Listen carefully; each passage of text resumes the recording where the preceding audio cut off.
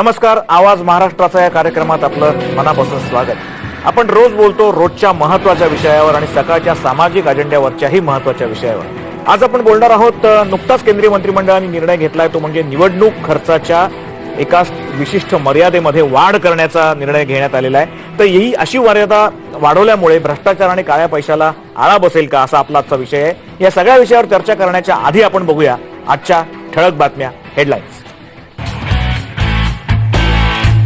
राहुल गांधींचं चुंबन महिलेच्या जीवावर, संतप्त पतीकडून महिलेची हत्या, नवऱ्याचाही जाळून घेऊन आत्महत्येचा प्रयत्न. मुख्यमंत्री किरण कुमार रेड्डींच्या राजीनाम्यानंतर आंध्र प्रदेशात राष्ट्रपती राजवट, लोकसभेसोबतच विधानसभेची निवडणूक होण्याची चिन्ह.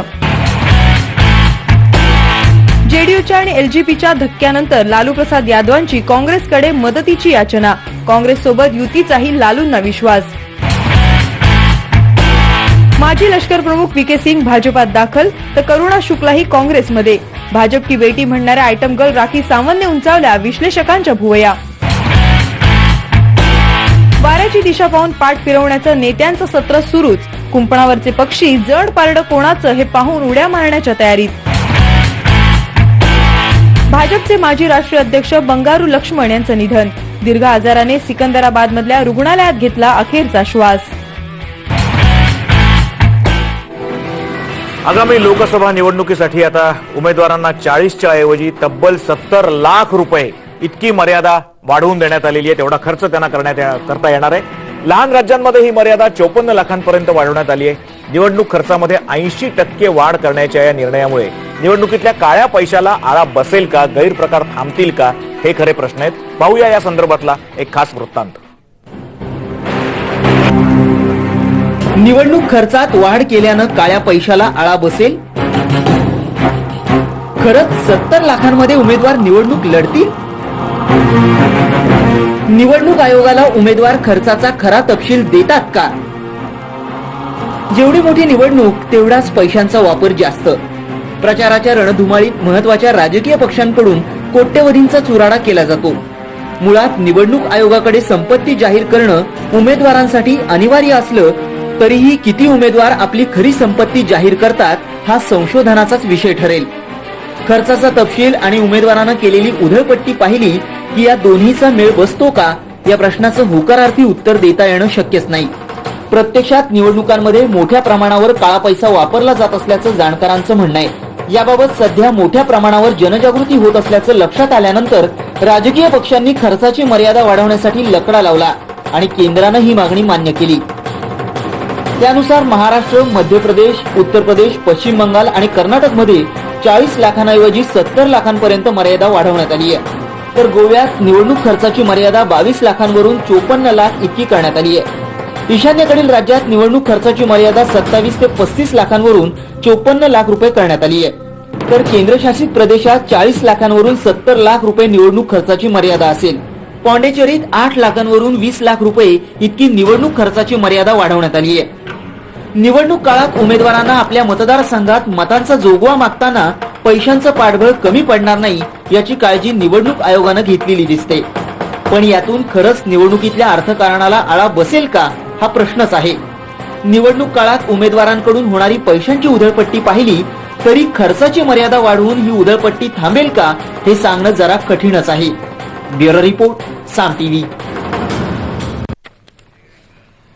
जरी खर्चाची मुदत वाढवून दिली, त्याची मर्यादा वाढवून दिली, तरी काळ्या पैशाच्या वापराला आळा बसेल का, गैरप्रकार थांबतील का, हा खरा प्रश्न आहे. आणि याच विषयावर आज आपण बोलणार आहोत. आपल्याकडे बोलण्याकरता आज आपण ज्या पाहुण्यांना बोलवलेलं आहे, नामवंतांना बोलवलंय, त्यांची आपण ओळख करून घेऊयात. सगळ्यात पहिल्यांदा मुंबई सकाळचे कार्यकारी संपादक पद्मभूषण देशपांडे आपल्या बरोबर आहेत. देशपांडे, आपलं स्वागत या कार्यक्रमात. कांताताई नलावडे आहेत, भाजपच्या प्रवक्त्या, राजकारणाचा प्रदीर्घ अनुभव आहे, राज्य पातळीवरचा, राष्ट्रीय पातळीवरचा सुद्धा आणि निवडणुकांचा सुद्धा. आपल्याला आठवत असेल बारामतीमधूनही त्यांनी निवडणूक लढवलेली होती. आणि एकूणच या सगळ्या मर्यादांच्या बाबत बोलण्याकरता आज ते आपल्याकडे आलेले आहेत. त्याचबरोबर आपल्याबरोबर आहेत रवी श्रीवास्तव, आम आदमी पक्षाचे नेते. आपल्याला आम आदमी पक्षाबद्दल रोजच त्यांची मतं घ्यायला लागतात, कारण रोजच नवीन नवीन याद्या, नवीन नवीन धक्कादायक धोरणं आम पक्षाकडनं आपल्याला ऐकायला मिळतात. त्यामुळे रवी श्रीवास्तवांना आपल्याला बोलून त्यांची मतं या विषयावर घ्यायची आहेत. आपल्याबरोबर श्रीमंत माने आहेत, कार्यकारी संपादक सकाळच्या उत्तर महाराष्ट्र आवृत्तीचे. श्रीमंत, आपल्या कार्यक्रमात स्वागत. त्याचबरोबर आपल्याबरोबर काही काळातच येणार आहेत चर्चेमध्ये राजू वाघमारे, मुंबई काँग्रेसचे प्रवक्ते, आणि या सगळ्यांशी आपण आता बोलणार आहोत. ते या काळ्या पैशाच्या वापराला आळा बसेल का ही मुदत मर्यादा वाढवून दिल्यामुळे, याच्याविषयी आपण बोलणार आहोत. सर्वात प्रथम पद्मभूषण देशपांडे आपल्याकडे येतो की कोणत्याही परिस्थितीमध्ये ही मर्यादा वाढवली गेली पाहिजे अशा प्रकारांनी आपल्याला सांगितलं जात होतं, तर याची कारणं नेमकी काय होती? नाही, मुद्दा असा होता की प्रत्यक्षामध्ये वास्तवामध्ये निवडणुकीचा जो खर्च आहे हा खर्च अफाट आहे हे आपल्या सगळ्यांनाच माहिती आहे. म्हणजे अगदी सामान्य माणसापासून ते जो निवडणूक लढवतो, वेगवेगळ्या पक्षांचं नेतृत्व करतात, तिथपर्यंत सर्वांना ही गोष्ट मान्य आहे. निवडणुकीचा खर्च दिवसेंदिवस वाढत चाललेला आहे, कारण कार्यकर्ता नावाची गोष्ट संपत चाललेली आहे.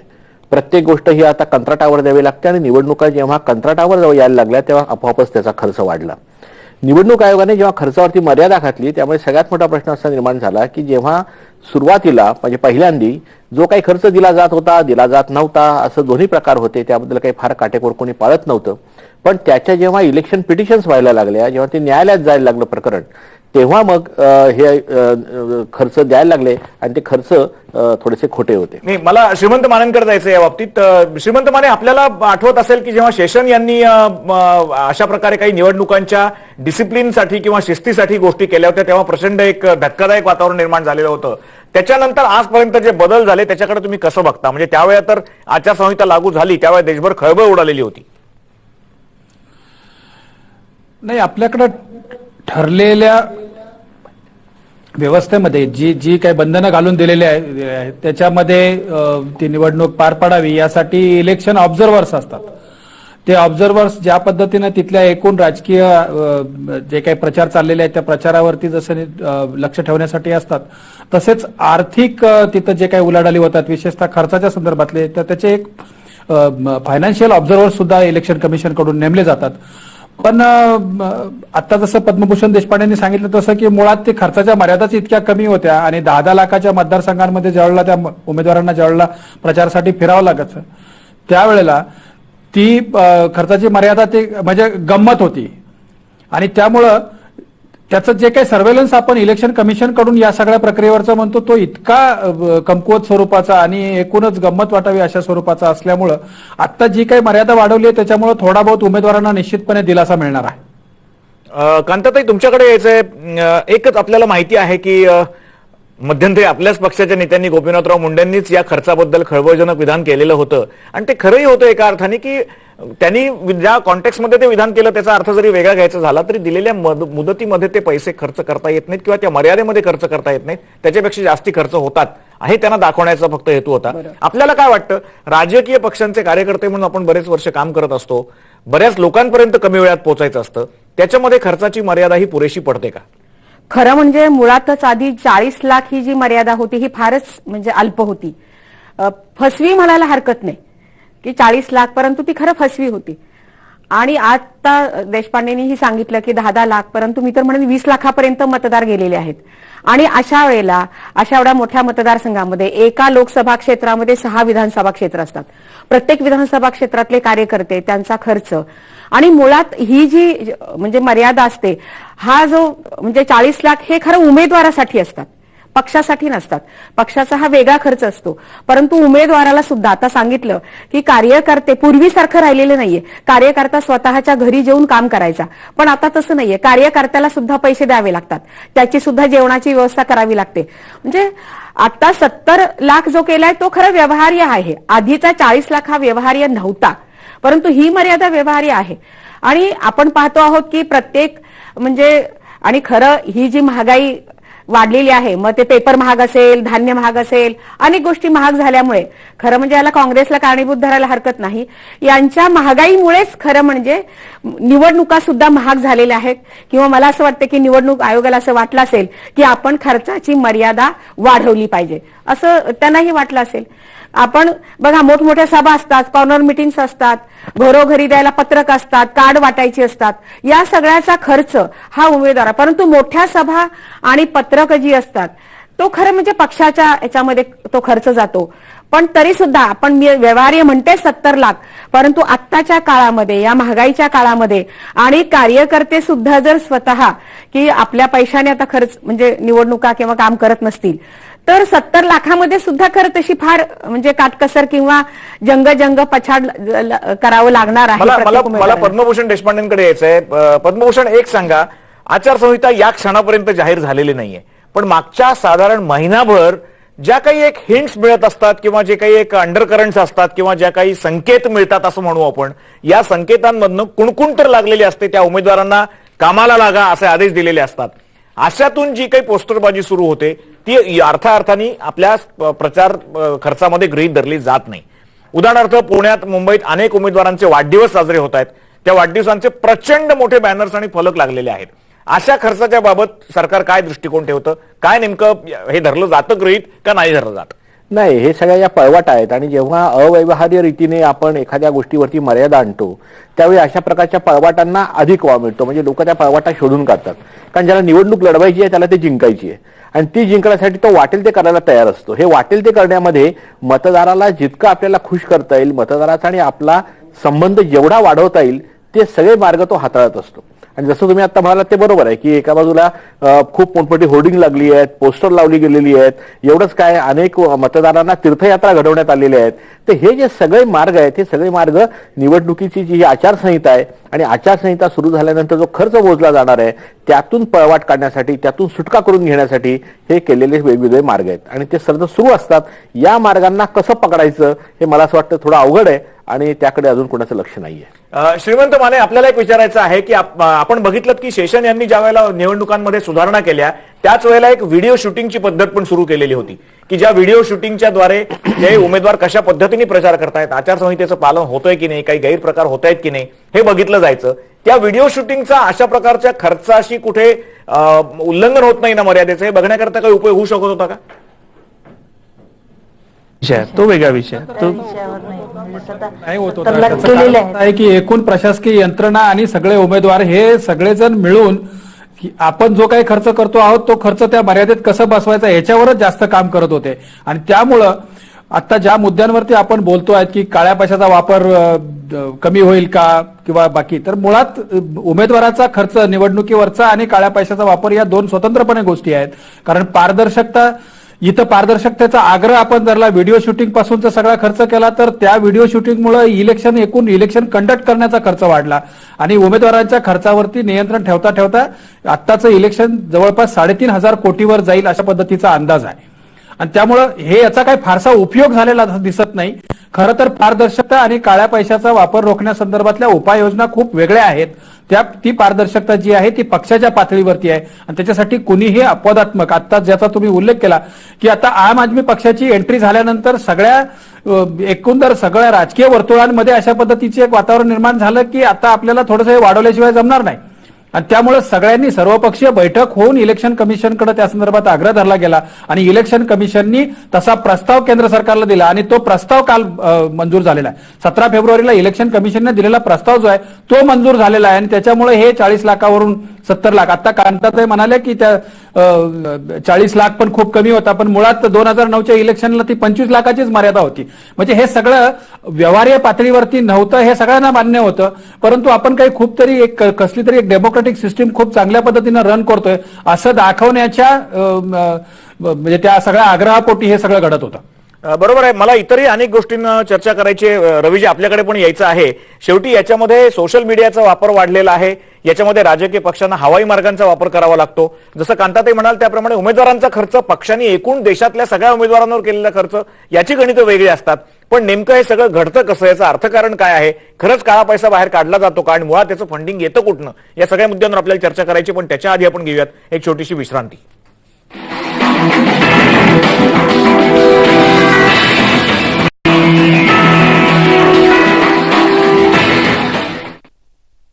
नमस्कार, निवडणुकांचे पडघम वाजायला लागले. आवाज महाराष्ट्र या कार्यक्रमात आज आपण बोलतो आहोत ते निवडणूक खर्चाची जी मर्यादा वाढवण्याचा निर्णय केंद्रीय मंत्रिमंडळाने घेतलेला आहे. मोठ्या राज्यांमध्ये 40 ऐवजी 70 लाख, गोव्यामध्ये 22 वरून 54 लाख, ईशान्येकडच्या राज्यांमध्ये 27 ते 35 लाखावरून 54 लाख आणि केंद्रशासित प्रदेशांमध्ये 40 वरून 70 लाख. या अशा प्रकारच्या मर्यादा वाढवण्यामुळे गैरप्रकार कमी होतील का, काळ्या पैशाच्या वापराला आळा बसेल का आणि भ्रष्टाचार कमी होईल का, असा आपला आजचा प्रश्न आहे. आपण जातो रवी श्रीवास्तव यांच्याकडे, आम आदमी पक्षाचे नेते आहेत. रवीजी, तुमच्याकडे अशा करता हा प्रश्न घेऊन यायचा आहे. याचं कारण आपला पक्ष नवीन आहे. आपण एका विशिष्ट धोरणाने जनतेपुढे आंदोलनाद्वारे आलात आणि त्या आंदोलनानंतर थेट आपण 4 राज्यांच्या निवडणुका लढवल्यात. त्याच्यामध्ये वेगवेगळे नवीन मार्ग सुद्धा अवलंबलेत, सोशल मीडियासारखे, सभांसारखे, आंदोलनांसारखे. या प्रकारामध्ये अशा वाढवलेल्या खर्चाद्वारे काळा खर्च कमी होऊ शकतो का, काळा पैसा कमी होऊ शकतो का, भ्रष्टाचार कमी होऊ शकतो का, काय मत आहे तुमचं?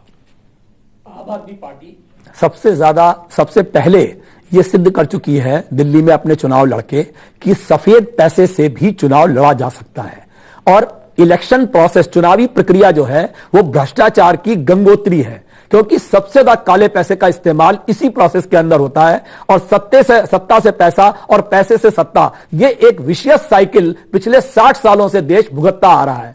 क्यों कि क्या होता है कि एक अच्छी सीट पे इलेक्शन लड़ने के लिए अगर वो बीड या जालना या औरंगाबाद की हो तो 10 करोड़ रुपए से कम खर्च नहीं होता. माननीय गोपीनाथ जी मुंडे यशवंतराव चव्हाण हॉल के अंदर 3 महीने पहले ही कह चुके हैं, खुद स्वीकार कर चुके हैं कि उन्होंने 8 करोड़ रुपए में चुनाव लड़ा था. वास्तव में यह फिगर 10 करोड़ से भी ऊपर की है. और किसी बड़े शहर की बड़ी कॉन्स्टिट्यूएंसी जैसे साउथ बॉम्बे है, वहां पर कम से कम 35 से 40 करोड़ रुपया खर्च होता है चुनाव प्रक्रिया के अंदर. यह पैसा कहां से आता है, यह पैसा किस पर खर्च होता है? हमने ये दिखाया कि जो पैसा कार्यकर्ताओं के लिए, चलने के लिए या कहीं पे प्रचार करने के लिए या पैम्फलेट बांटने के लिए या बैनर बनाने के लिए चाहिए, उस खर्चे में कोई ज्यादा पैसे की जरूरत नहीं है. और हमने सफेद पैसे से चंदा लेकर के और उस पैसे से चुनाव लड़के 28 सीटें जीत के ये दिखा दिया है कि चुनाव का जो खर्च इलेक्शन कमीशन फिक्स करता है उसमें कोई ऐसी विशेष कमी नहीं है. और उसके लिए अगर काला पैसा इसमें प्रक्रिया में आता है तो उसको रोकना चाहिए, उस पर नियंत्रण लगाना चाहिए. पण रवीजी, आपल्या पक्षावर सुद्धा 4 राज्यांच्या निवडणुकांच्या वेळी टीका झालेली होती की आपलं फंडिंग हे सुद्धा आपल्याला विविध संस्थांकडून येतं. काही बाबतीत अशी टीका झाली की देशाबाहेरून सुद्धा आपल्याला फंडिंग येतं. तेव्हा निवडणूक खर्चामध्ये दाखवायचं फंडिंग वेगळं असतं, प्रत्यक्ष होणारा खर्च वेगळा असतो. काय म्हणाल आपण लोकांच्या या वेळेला माध्यमांमध्ये किंवा काही सेक्शन्स मधून झालेल्या या टीकेबद्दल? समीरन जी, आपने ये बहुत अच्छा सवाल उठाया है. दिल्ली चुनाव के लिए 14 लाख रुपए प्रति उम्मीदवार की लिमिट थी. 70 सीटें वहां पर थी. 14 सप्ते 98, 9 करोड़ 80 लाख रुपया हमने एक नंबर के अंदर उम्मीदवारों पर खर्च किया. मी एक क्षण आपल्याला थांबवतो. याच मुद्द्यावर परत मी आपल्याकडे येतो. आपल्याकडे ज्येष्ठ सामाजिक कार्यकर्ते, राजकीय अनुभव असलेले आणि ज्येष्ठ प्रशासकीय अधिकारी राहिलेले अविनाश धर्माधिकारी जी आपल्या बरोबर फोनवर आहेत. अविनाशजी, आपल्याला आवाज ऐकू येतोय आमचा? अविनाशजी, आवाज ऐकू येतोय आपल्याला? अविनाशजी, धर्माधिकारीजी, आवाज ऐकू येतोय आपल्याला? हॅलो, मला ऐकू येतोय. हा, ओके. आम्ही बोलतो आहोत आवाज महाराष्ट्राचा या कार्यक्रमामधून. आम्ही बोलतो आहोत निवडणुकांच्या खर्चाची जी मर्यादा वाढवण्याबद्दल केंद्रीय मंत्रिमंडळाने निर्णय घेतलेला आहे. आता मोठ्या ठिकाणी 40 ऐवजी 70 लाख रुपये वाढवलेली आहे मर्यादा. आपणही एकेकाळी लोकसभेची निवडणूक पुण्यामधून लढवलेली आहे आणि मला आठवतंय त्याप्रमाणे आपण अतिशय सर्वसामान्य कार्यकर्त्यांना बरोबर घेऊन निवडणूक लढवली होती. त्यातलाही एक पैशाचा हिशोब आपण जनतेपुढे दिला होता. काय आपला त्यावेळेचा अनुभव होता? आता काय परिस्थिती आपल्याला भोवताली जाणवतीये? एक पहिली गोष्ट, ही निवडणूक खर्चाची मर्यादा काही प्रमाणात तरी वाढवली, हा मुळात एक योग्य पाऊल आहे. त्यांनी काळ्या पैशाला आळा कितपत बसेल याचं माझं पहिलं उत्तर आहे, फारसा नाही बसणार. आता फारसा बसणार नाही तरी मी योग्य का म्हणतोय, तर ज्याला प्रामाणिकपणे निवडणूक लढवायची आहे, स्वच्छ मार्गाने पांढरा पैसा गोळा करून, त्याला निदान जिंकण्याची संधी असेल एवढा तर पैसा गोळा करता आला पाहिजे. नाही तर निवडणूक खर्चाची मर्यादा फार कमी ठेवायची, म्हणजेच काळ्या पैशाला प्रोत्साहन द्यायचं. या स्थितीला मराठीतलं नाव आई खाऊ घालीना बाप भीक मागू दिना होते. त्यामुळे निदान 70 लाख केली तर समाजामधून प्रामाणिक मार्गाने तो पैसा उभा केला, त्याचा प्रामाणिक खर्च दाखवला तर कदाचित प्रामाणिक सरळ मार्गी माणसं निवडणूक जिंकायची शक्यता तरी वाढते. आता निवडणूक खर्चातला काळा पैसा हा मुद्दा असेल मग तो खूप गुंतागुंतीचा आणि त्याला आता केवळ निवडणूक खर्चाची मर्यादा वाढवल्याने फारसा पायबंद बसणार नाही. मुळातून निवडणूक प्रक्रियेचा विचार करायला लागेल तर काळ्या पैशाला पायबंद बसेल. पण आपल्याकडे जे बोललं गेलं एका राजकीय नेत्यांनी म्हणजे मुंडे साहेबांनीच एक विधान केलं होतं, त्या विधानाचं नंतर अर्थ आणि कॉन्टेक्स्ट हे बदललेले होते, पण तरी सुद्धा 8 ते 10 कोटी रुपये खर्च येतो असं आता सुद्धा चर्चेमध्ये काही लीडर्स बोलतात. आमच्याबरोबर रवी श्रीवास्तव आहेत, कांताताई नलावडे आहेत, यांच्याबरोबर सगळ्यांबरोबर चर्चा चालू आहे.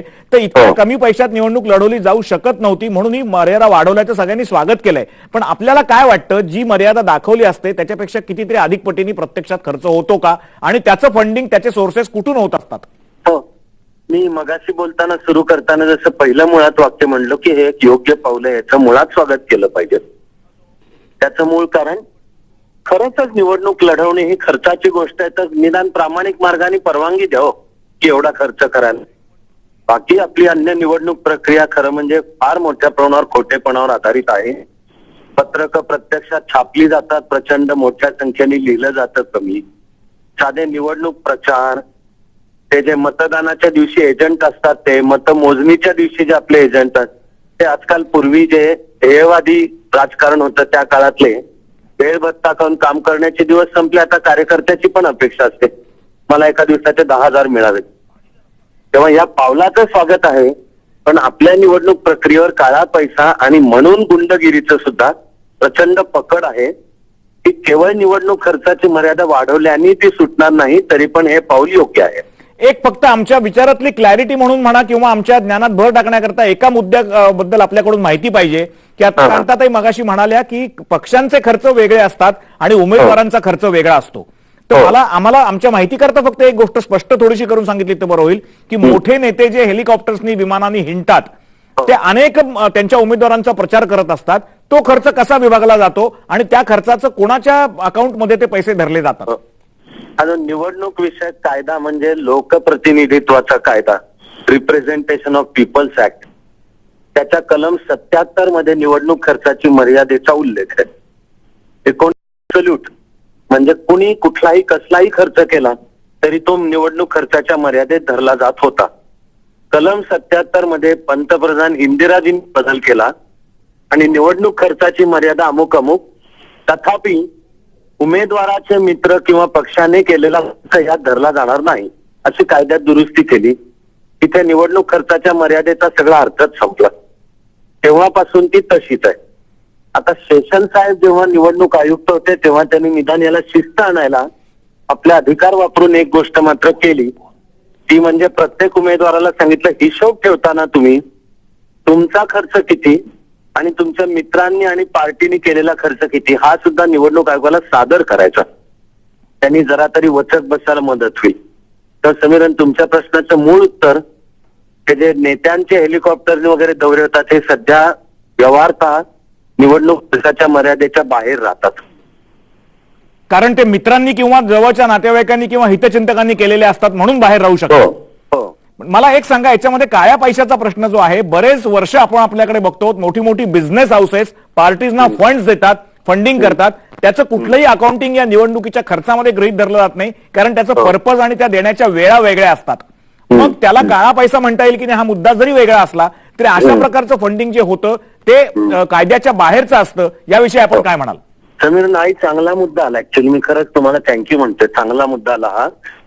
मी जसं लोकप्रतिनिधित्वाचा कायदा कलम 77 विषयी म्हणालो तसंच 1969 पूर्वी कंपनीज ऍक्ट मध्ये सुद्धा तरतूद होती की कॉर्पोरेट सेक्टर राजकीय पक्षांना देणग्या देऊ शकतो.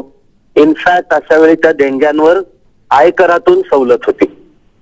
ती पण तरतूद 1969 मध्ये बदलण्यात आली आणि उलट आता कंपनीज कायद्यात तरतूद आली की कॉर्पोरेट सेक्टर पक्षांना पैसे देऊ शकत नाही.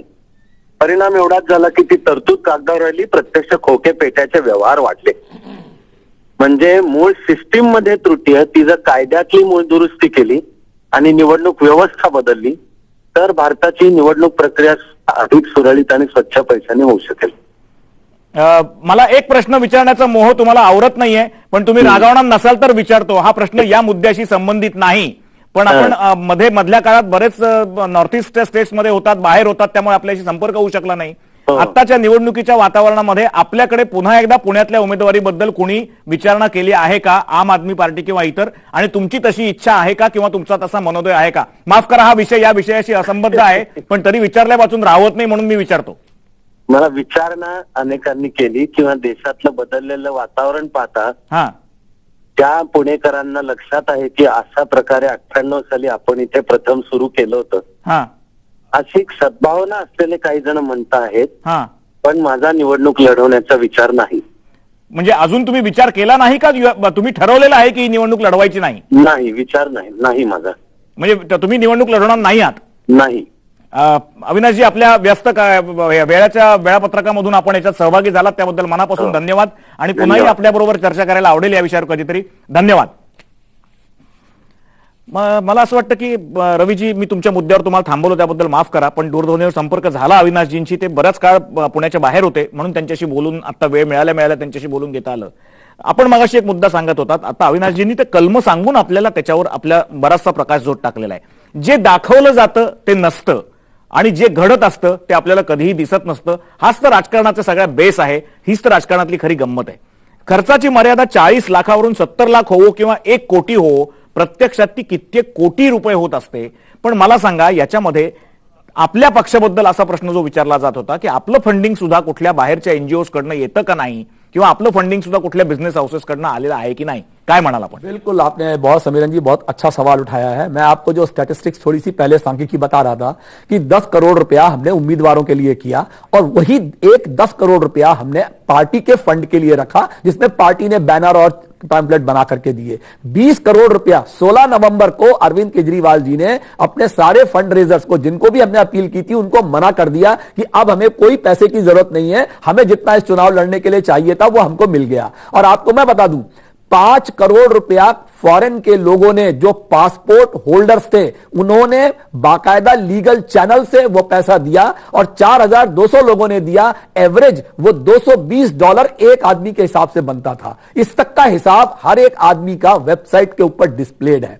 ये बड़ी बड़ी दो पार्टियां देश की, चाहे कांग्रेस हो चाहे भाजपा हो, एक के पास 2154 करोड़ का कॉर्पस है और एक के पास 960 करोड़ का कॉर्पस है. और उसमें से भाजपा का लगभग 750 करोड़ और कांग्रेस का लगभग 1800 करोड़ रुपए का कोई हिसाब नहीं है कि वो पैसा उनको किसने दिया. जैसी बात आपने मित्रों की तो अभी आम आदमी पार्टीचा असा कॉर्पस किती आहे? आपको बता रहा हूं, आज की स्थिति यह है कि हमारा तो डेली अकाउंट जो है वेबसाइट पे आता है. 12 करोड़ रुपया आम आदमी पार्टी के पास है, जो लोकसभा चुनाव लड़ने के लिए हम लोगों से मांग के जमा कर रहे हैं. परंतु फिर भी हमारा यह विश्वास है कि हम अपनी जो 300 400 जो भी सीटें लड़ेंगे वो हम इस पैसे के अंदर आराम से लड़ पाएंगे, ये हमारा विश्वास है. एक सवाल मेरा माननीय इलेक्शन कमीशन से है, क्या इलेक्शन कमीशन माननीय चुनाव आयोग वो ये मानता है कि 70 लाख रुपया एक आम आदमी के पास हो सकता है चुनाव लड़ने के लिए? ये एक मेरा सवाल है. मला राजू वाघमारेंकडे यायचंय, मुंबईचे प्रवक्ते आहेत काँग्रेसचे. राजूजी, आम्ही आता बोलतो आहोत ते ही जी काही मर्यादा वाढलेली आहे निवडणूक खर्चाची, केंद्रीय मंत्रिमंडळाने निर्णय घेतलाय 40 लाखावरून 70 लाख रुपये मोठ्या राज्यांकरता करण्याचा, तर याबाबत आपल्याला असं वाटतं का की प्रत्यक्षात जी मर्यादा दाखवली जाते ही जरी वाढवलेली असली तरी त्याच्यापेक्षा कितीतरी पटीने जास्ती खर्च होतो असं सगळ्याच नागरिकांचं, जनतेचं, माध्यमांचं निरीक्षण आहे? आपली प्रतिक्रिया काय आहे याच्यावर? नाही, कसं आहे की जरी माध्यमांनी हे दाखवलेलं असलं की खर्चाची मर्यादा जास्त आहे, पण आता जो निवडणूक आयोगाने जो हा खर्च वाढवलेला आहे, निवडणूक आयोगाने हा जो खर्च वाढवलेला आहे, त्यामुळे नक्कीच जो भ्रष्टाचार निवडणुकीत होण्याचे जे चान्सेस होते ते चान्सेस या भ्रष्टाचार म्हणजे जो भ्रष्टाचार होण्याचे चान्सेस होते ते ह्या निवडणुकीचा खर्च वाढवल्यामुळे कमी व्हायला मदत होईल. कारण ह्याच्यापूर्वी असं होतं की निवडणुकीचा खर्च इतका कमी दाखवायला जायचा की त्याच्यामुळे सामान्य म्हणजे जो माणूस निवडणूक लढवायचा त्याला त्या खर्चाच्या आतमध्येच राहावं लागायचं आणि त्याच्यामुळे भ्रष्टाचाराला संधी मिळत होती. ती संधी काढण्यासाठी इलेक्शन कमिशननी हा खर्च वाढवलाय. त्याच्यामुळे नक्कीच या निवडणूक खर्चामध्ये निवडणूक लढवता येईल आणि त्यामुळे भ्रष्टाचाराला नक्कीच आळा बसेल. राजूजी, आपण एक मगाशी आता अविनाश धर्माधिकारींशी बोलत होतो, माजी सनदी अधिकारी आणि लोकसभेची निवडणूकही त्यांनी लढवलेली होती पुण्यामधून. त्यांनी असं आता काही कलमांचा आधार घेऊन सांगितलं की बऱ्याच वेळेला हा खर्च हा मित्रांचा खर्च किंवा हितचिंतकांनी केलेला खर्च जो असतो तो वेगळा दाखवायला लागतो. आपल्याकडे मोठ्या मोठ्या पक्षांचे नेते जे एकाच वेळेला आपल्या सगळ्या उमेदवारांच्या प्रचाराकरता हवाई प्रवास करतात किंवा त्यांच्या दौऱ्यावर जो मोठा भरमसाठ खर्च होतो तो प्रत्येक वेळा त्या उमेदवारांमध्ये डिवाइड होतोच असं नाही. हे निरीक्षण आहे आणि हे आयोगाने सुद्धा अनेक वेळा दाखवलेलं आहे की अशा वेळेला त्या खर्चाची सुद्धा माहिती उमेदवारांनी देणं अत्यावश्यक आहे. आता सध्या राजकीय पक्ष असं करताना आपल्याला दिसतात का? आपलं काय मत आहे? नाही, कसं आहे की धर्माधिकारी साहेबांनी सांगितलं की पार्टीचा जो खर्च आहे तो सगळ्या निवडणूक लढवणाऱ्या कॅन्डिडेटमध्ये हा विभागला गेला पाहिजे. त्याचं आमचा पक्ष तरी निदान या प्रत्येक कॅन्डिडेटचा हिशोब आम्ही निवडणूक आयोगाला नेहमीच देत आलेलो आहे. पण ठीक आहे, साहजिकच आहे की ज्यावेळी तुम्ही लोकसभेची निवडणूक आज संपूर्ण भारतभर लढता आणि जे मेजर पक्ष लढतात त्यावेळी नक्कीच कुठेतरी काहीतरी खर्चामध्ये राहून जाऊ शकतं. पण शक्यतो काँग्रेस पक्ष 99.9% सगळ्या कॅन्डिडेटचा जो खर्च आहे जो पार्टी करते त्याचा लेखाजोगा आम्ही इलेक्शन कमिशनकडे नक्कीच देत असतात. बरोबर आहे. श्रीमंत मानेंना काहीतरी बोलायचं नाशिकहून. बोला श्रीमंत. नाही, मला दोन्ही पक्षांचे जे प्रवक्ते आहेत त्यांना एक प्रश्न विचारायचा आहे. हा, विचारा. एकतर आता ज्या श्रीवास्तव यांनी जे सांगितलं आणि आपल्याला निश्चितपणे सगळ्यांना अगदी निर्विवादपणे आम आदमी पक्षाला क्रेडिट द्यावं लागेल. इलेक्शनमध्ये होणाऱ्या पैशाच्या वापरासाठी त्यांनी दिल्लीत जी काही मुवमेंट केली त्या संदर्भात मला दोन्ही पक्षांना असं विचारायचं आहे की ज्या पद्धतीनं आम आदमी पार्टी ज्या पद्धतीने त्यांच्या वेबसाईटवरती त्यांना मिळालेल्या देणग्या आणि बाकी सगळे तपशील टाकते आहेत, तरी हे दोन राष्ट्रीय पक्ष देशातले जे प्रमुख आहेत ते या संदर्भात कुठलाही पुढाकार घेत नाहीयेत. किमान हे प्रदेश पातळीवरचे दोन पदाधिकारी जे आहेत हे असं काही आश्वासन देऊ शकतात का की आम्ही किमान राज्याच्या पातळीवरचं तरी किमान या संदर्भात जी पारदर्शकता आहे ती आम्ही पाळू म्हणून? कांताताई, काय म्हणाल तुम्ही याच्यावर? मला मुळातच सांगायचं की भारतीय जनता पार्टी खरं म्हणजे पारदर्शकता दाखवते. म्हणजे जो हिशोब असेल ते आता तुम्ही जे सांगितलं की विमानाने जे सगळे नेते फिरतात आणि मग त्याचा खर्च तुम्ही सगळ्या उमेदवारांमध्ये वाटप म्हणजे भागीदारी असते का? परंतु मुळातच इथे सांगायचंय की उमेदवार हा खर्च करतच नाहीत. हे जे मोठमोठे नेते आणले जातात, सभा होतात, वेळेचा खरं म्हणजे बचत असते, त्याच्यामुळे हे सगळे जे मोठमोठे नेते विमानाने म्हणजे फिरतात ते पार्टी खर्च करते. परंतु भारतीय जनता पार्टी, मी तुम्हाला सांगते, प्रदेशाची प्रवक्ता या नात्याने, पदाधिकारी या नात्याने आमच्याकडे पारदर्शकता आहे. योग्य प्रकारे तो खर्च दाखवला जातो निवडणूक आयोगाला. आता सुद्धा काल आम्ही एक वेबसाईट तुम्हाला सांगते की ऑनलाईन आम्ही फंडिंग केलेलं आहे की आम्ही ऑनलाईन खर्चाबद्दल नाही विचारत मी निधीच्या स्रोताबद्दल विचारतोय, खर्चाबद्दल नाही विचारत. कुठून निधी येतो त्या निधीच्या स्रोताबद्दल ते विचारतात. नाही, निधी बघा की सामान्य उमेदवार आत्ताच आपण सांगितलं की 70 लाख तो सामान्य उमेदवार कुठून आणणार हा पहिला प्रश्न आहे. जरी 70 लाखाची मर्यादा असली तरी आता सामान्य उमेदवाराला निवडणूक लढवायची तर धनिकांकडे जावंच लागतं आणि हे प्रत्येक पक्षच करतो. प्रत्येक पक्ष हा धनिकांकडून म्हणजे खरा हा निधी पक्षात म्हणजे जमा करत असतो, निवडणुकीसाठी असेल किंवा इतर गोष्टींसाठी असेल. प्रत्येक पक्ष म्हणजे याच्यातून आम आदमी सुद्धा सुटलेली नाही. राजूजी, काय म्हणजे येतो रवीजी आपल्याकडे येतो. हा, बोला राजू. मी तुमचा जो मुद्दा आहे त्या संदर्भात मी असं बोलू इच्छितो की आपण आम आदमी पार्टीचा जर आपण एक मॉडेल घेण्याचा विचार केला तर तो ह्या घटकेला फार चुकीचा ठरेल. कारण आम आदमी पार्टी आत्ताच नुकती जन्माला आली, त्यांना मिळणारे सपोर्टर्स किंवा त्यांना मिळणारे जे डोनेटर्स आहेत त्यांची संख्या त्या मानाने खूप मर्यादित आहे. आज काँग्रेस 125 वर्ष अस्तित्वात आहे, बीजेपी चांगल्या पद्धतीने चांगली वर्ष त्यांनी काढलेली आहेत. त्याच्यामुळे या दोन प्रमुख पक्षांना जे लोक डोनेट करतात त्यांची संख्या अगणित आहे. तुम्ही म्हणताय तो मुद्दा बरोबर आहे की आम आदमी पार्टीने ज्या पद्धतीने वेबसाईटवर आणून अशा पद्धतीची पारदर्शकता आणण्याचा प्रयत्न केला तो प्रयत्न आमचा पक्षही करत आलेला आहे.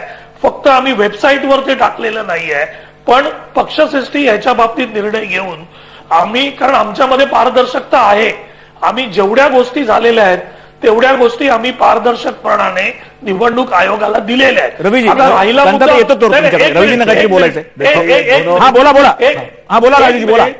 माझं असं सजेशन आहे, म्हणजे एक वैयक्तिक आणि पक्षाचा प्रवक्ता म्हणून माझं असं सजेशन आहे की पार्टीनी ही संपूर्ण स्थिती वेबसाईटवर जी टाकण्याची पद्धत आहे त्याच्यापेक्षा जशा त्या ताई म्हणाल्या की प्रत्येक उमेदवार हा जसा लोकांकडून चंदा गोळा करून ही इलेक्शन लढू शकतो, त्याप्रमाणे प्रत्येक उमेदवाराची एक वैयक्तिक वेगळी वेबसाईट बनवून ज्याप्रमाणे आपण त्याचं अकाउंट करतो त्याप्रमाणे जर तिथे आपण डोनेशन्स घेतली आणि मग नंतर ती एकत्र केली तर ह्या गोष्टीला फार बरोबर आहे. मगाशी राजूजी तुम्ही जे म्हणालात ते मगाशी अविनाश धर्माधिकाऱ्यांनी जी पुण्यातली निवडणूक लढवली होती त्यावेळी त्यांनी असं केलेलं होतं की जो खर्च आला तो ताबडतोब जनतेपुढे ठेवला होता. त्यातल्या पैशाचा हिशोब जनतेला कळाला होता की किती पैशामध्ये निवडणूक लढवली गेली आणि कुठल्या कारणाकरता कुठला पैसा खर्च केला गेला.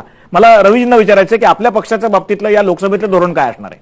ये जो अभी कांता जी ने निधि की बात बताई, इन्होंने पारदर्शिता की भी बात की कि इनका बड़ा बहुत पारदर्शी है, बिल्कुल ठीक बात है. अभी मोदी जी जो प्लेन में जहां जहां अपना प्रचार करते घूम रहे हैं वो अडानी का प्लेन है और वो प्लेन के ऊपर लिखा हुआ भी है. और माननीय श्री राहुल गांधी जी भी अंबानी और अडानी इन दोनों की सुविधाओं का उपयोग करते रहे हैं जो इनके रिकॉर्ड में नहीं आता है कि वो पैसा कहां से खर्च किया गया और किसने खर्च किया. हमारा कहना यह है कि खर्चा कार्यकर्ताओं पर नहीं होता, खर्चा वोटर पर पहुंचने पे नहीं होता, खर्चा होता है प्रलोभन देने में, खर्चा होता है शराब बांटने में, खर्चा होता है स्लम के लोगों को पैसे देने में, खर्चा होता है साड़ी लैपटॉप इंडक्शन कुकर देने में. वो पैसे का हिसाब जो है वो कोई भी उम्मीदवार अपना नहीं देता है और बाद में वो कहते हैं कि हमने इलेक्शन कमीशन को अपना स्टेटमेंट बना करके दे दिया. बोला राजूजी काय म्हणाल याच्यावर? काय आहे बघा, मी श्रीवास्तव साहेब माझ्या बरोबर सकाळी पण होते एका चॅनलवर. काय झालेलं आहे की आपच्या लोकांना एक सवय लागलेली आहे की प्रस्थापित परिस्थितीवर आणि प्रस्थापित राजकारण्यांवर टीका करायची. ती टीका करणं म्हणजे ही त्यांची USP आहे. आता त्यांनी सांगितलं की हे सगळे नेते विमानाने फिरतात त्याचा खर्च देत नाहीत. आता हे यांना कोणी सांगितलं की ते विमान आम्ही फुकट घेतलेलं आहे की आम्ही त्याचं भाडं देत नाही. हे त्या गोष्टीचा विचार यांनी करायला पाहिजे, यांनी लोकांना विचारायला पाहिजे. ट्विटर के ऊपर फोटो है, फोटो आपको चाहिए तो मैं दिखा देता हूं. फोटो असणं वेगळं आणि त्या हे जे बडे बडे इंडस्ट्रियलिस्ट आहेत त्यांची विमानं किंवा त्यांचे हेलिकॉप्टर्स हे ते लोक त्यांची कंपनी भाड्याने देते. आमचा पक्ष जर ते भाड्याने घेत असेल तर त्याच्यात वावगं ते काय आहे? नाही राजूजी, तोच तो मुद्दा मागाशी धर्माधिकारी मांडत होते की बऱ्याच वेळेला मित्रमंडळी किंवा नातेवाईक त्या विमान मालकांचे जर तुमच्या सोबत असतील तर असं दाखवलं जातं की ते त्यांच्या बरोबर चालले होते, त्यांच्या बरोबर आमचे नेते गेले, आम्ही काही वेगळं विमान बुक केलं नाही. ही तर मधली पळवाट असते, त्याच्यामुळे तो कुठलाही खर्चाचा हिशोब दाखवायला लागत नाही. म्हणून अनेकदा आपल्या मोठ्या नेत्यांबरोबर त्या इंडस्ट्रियलिस्ट लोकांचे किंवा त्या विमान मालकांचे प्रतिनिधी असतात, त्याची कारणच ही असतात. नाही पण आता कसं आहे की जर आपण करणारी प्रत्येक गोष्ट असेल आणि त्या गोष्टीमध्ये जर समोरच्याला पळवाट दिसत असेल तर त्याला आपण काय करणार? ठीक आहे कांताताई, काय नेत्यांना बघा, नेत्यांना पूर्ण भारतभर जर जायचंय, नेत्यांना वोटर्स पर्यंत पोहोचणं गरजेचं आहे, स्वतःचे विचार त्यांना सांगणं गरजेचं आहे. मग त्यासाठी विमानाशिवाय दुसरी कुठची वाहतूक व्यवस्थाच नाहीये. बरोबर, ती जर केली तर त्या प्रत्येक व्यवस्थेमागे पळवाट किंवा त्या प्रत्येक व्यवस्थेमागे जर आरोप करणं असेल. मला राजूजी कांताताईंकडे मला यायचंय, त्याच्यानंतर एक प्रश्न घेऊन मी तुमच्याकडे येणार आहे. कांताताई बोला. नाही, मला या मुद्द्यावर असं बोलायचं की त्यांनी हा मुद्दा बरोबर मांडला की खरं निवडणुकीच्या काळामध्ये अनेक मतदारसंघांमध्ये नेत्यांना पोहोचायचं असतं, आपले विचार मांडायचे असतात आणि वेळेअभावी खरं म्हणजे विमानांचा किंवा हेलिकॉप्टरचा वापर करावा लागतो. आणि मी प्रथमच सांगितलं की उमेदवाराचा खर्च वेगळा असतो, पक्षाचा खर्च वेगळा असतो आणि खरं म्हणजे ही विमानं असतील किंवा हेलिकॉप्टर्स असतात ती खरोखरच भाड्याने घेतली जातात आणि पक्ष त्याचा तो खर्च देतो. पण मला मुद्द्यावर असं यायचंय की त्यांनी सांगितलं की आमच्याकडे काँग्रेसमध्ये आम्ही पारदर्शीपणा किंवा हिशोब देतो. पण या ठिकाणी मला समीरनजी सांगायचंय, तुम्ही ग्रामीण भागामध्ये जा किंवा आता सुद्धा निवडणुकीच्या अगोदर काही उमेदवार मी पाहिलेले आहे, तुम्हाला सांगते आपल्या मतदारसंघामध्ये हेलिकॉप्टरमध्ये युवकांना महिलांना म्हणजे घिरट्या घालतायत. एकेकाला जवळजवळ 15,000 रुपये खर्च येत असेल, परंतु रोज अशा प्रकारे त्यांना फिरवणं म्हणजे असेल, आपण होर्डिंगची गोष्ट केली किंवा तीर्थयात्रा घडवणं असेल, ट्रेन्स बुक केल्या जातात, तो खर्च केला जातो. आणि निवडणुकीच्या काळामध्ये ढाबे बुक करणं, दारूची दुकानं खरं म्हणजे ती बुक केली जातात. खरं म्हणजे युवकांना वाईट वळणाला लावण्याचं काम काँग्रेस आणि राष्ट्रवादींनी केलेले. कांताताई बरं झालं तुम्ही युवकांचा विषय काढला. आपल्याकडे युवक आलेले आहेत, आपल्याला त्यांना विचारणं अत्यावश्यक आहे की युवकांना काय वाटतं या सगळ्या गोष्टींबद्दल. युवक बघतात की मोठ्या मोठ्या हेलिकॉप्टर्समध्ये बसून, विमानामध्ये बसून नेते येतात, धुरळा उडवत खाली उतरतात, सभा घेतात, धुरळा उडवत दुसऱ्या ठिकाणी जातात. युवकांना काय वाटतं, ही मर्यादा 70 लाख केल्यामुळे काही फरक पडणार आहे का? का 1 कोटी केल्यामुळे फरक पडणार आहे? काळ्या पैशाबद्दल काय वाटतं? आपले प्रतिनिधी संदीप काळे आपल्या बरोबर आहेत, भांडूपच्या मातोश्री वेळेबाई देवजी धारिया कॉलेजचे विद्यार्थी आपल्या बरोबर आहेत. संदीप, या सगळ्या मुलांशी आपण बोला आणि त्यांना काय वाटतं या गोष्टीमुळे, ही मर्यादा बदलल्यामुळे, वाढवल्यामुळे काही फरक पडेल का? काळा पैसा त्याचा वापर कमी होईल का? विचारा त्यांना. बरोबर आहे सर. निवडणुका जवळ उरल्यात आणि प्रत्येक निवडणुकीमध्ये युवकांची मोठी भूमिका असते, तरुणाईची मोठी भूमिका असते. मग प्रचार करण्यापासून ते मतदान करण्यापर्यंत किंवा एखाद्या उमेदवाराविषयी चांगलं वातावरण निर्माण करण्यात त्या तरुणांची मोठी भूमिका असते. मला तुम्ही सांगा की सध्या निवडणुकीचा खर्च वाढलेला आहे, 40 वरून तो 70 लाखावर गेलेला आहे. तुम्ही याकडे कसं बघता? तुमच्या नेमका काय भावना आहेत? बऱ्याचदा असं ऐकण्यात येतं की पूर्वी 40 लाख सरकार उमेदवाराला द्यायचे का, तर इलेक्शनसाठी खर्च करण्यासाठी. परंतु त्यावेळेस तो उमेदवार एखाद्या उमेदवाराचं एखाद्या व्यक्तीचं मत आपल्याकडे वळून घेण्यासाठी तो त्याला 1000 रुपये खर्च करायचा. परंतु आता जर 40 लाखाऐवजी 70 लाख जर दिले खर्च करण्यासाठी त्याने इलेक्शनला दिले, तर तो नक्कीच एखाद्या उमेदवाराचं मत आपल्याकडे वळवून घेण्यासाठी तो 1000 ऐवजी नक्कीच तो 2000 खरेदी करेल. मला असं वाटतंय की जो काही निवडणुकीचा खर्च वाढवण्यात आलेला आहे तो एका प्रमाणे योग्यही आहे. कारण की ज्याप्रमाणे आपल्या देशात महागाई वाढलेली आहे आणि ही महागाईमुळे जे काही निवडणुकीवर खर्च होतो, उमेदवाराला जो काही खर्च करावा लागतो, तो जनतेसाठीच उपयोगी पडणार आहे. परंतु त्या उपयोग योग्य प्रकारे केला पाहिजे. मला असं वाटतं की भारतात अजूनही भ्रष्टाचार कमी झालेला नाही. जर का निवडणूक खर्च 40 लाखाहून 70 लाखापर्यंत करण्यात आला तर या भ्रष्टाचारात आणखी एक वाढ निर्माण होईल असं मला वाटतं आणि कुठेतरी लोकशाही व्यवस्थेला तडा जाईल असं मला वाटतं. मला असं वाटतं की जो निवडणुकीवर जो पैसेवाढ केली आहे ती कुठेतरी योग्य नाही. कारण की जो उमेदवार आहे तो कर्तृत्ववान असेल तर त्याच्या निवडणुकीसाठी कुठल्याही प्रकारच्या अडचणी येणार नाही. मला असं वाटतं जो निवडणुकीवरती पैसे म्हणजे वाढवण्यात आलेले आहेत ते पैसे उमेदवार असेच ठेवतात आणि नंतर मग त्यांचा म्हणजे काहीच असा उपयोग करून घेत नाही. त्याचा म्हणजे लोकांना काही सुविधा पुरवत नाही आणि ज्यावेळेस त्यांचे मतदान म्हणजे निवडून येण्यासाठी असतात त्यावेळेस ते लोकांना आमिष दाखवून त्यांची मते मिळवून घेत असतात. ठीक आहे, मला असं वाटतं की आपण युवकांची मतं जाणून घेतली, त्यांना बऱ्याचशा प्रोसेसची सविस्तर जरी माहिती नसली तरी सुद्धा त्यांच्या मनात त्यांचे काही इम्प्रेशन्स असतात आणि युवा प्रतिनिधींचा उपयोग मात्र प्रचाराकरता सगळे राजकीय पक्ष करून घेत असतात. आपण जाऊया नागपूरला. तनिष्का सदस्यांसमोर आपले प्रतिनिधी आहेत संजय डाफ. संजय यांच्याशी बोला तनिष्कांशी आणि त्यांना काय वाटतं, काळ्या पैशाचा वापर खरोखर कमी होऊ शकतो का किंवा त्याच्या वापरावर आळा बसू शकतो का? काय वाटतं तनिष्कांना? नक्कीच.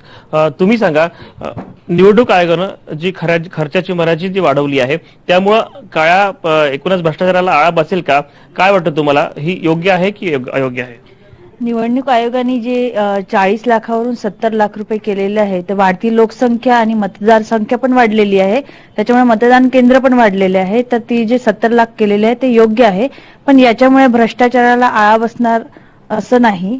भ्रष्टाचार हा बंद होणार नाही, तो चालूच राहील असं मला वाटतं. मला असं वाटतं की भ्रष्टाचाराला आळा बसणार नाही. लोकसंख्या वाढीच्या दृष्टिकोनातून मतदार केंद्र वाढलेली आहे, त्यामुळे 70 लाख रुपये ही ठीक आहे, ही मर्यादा ठीक आहे.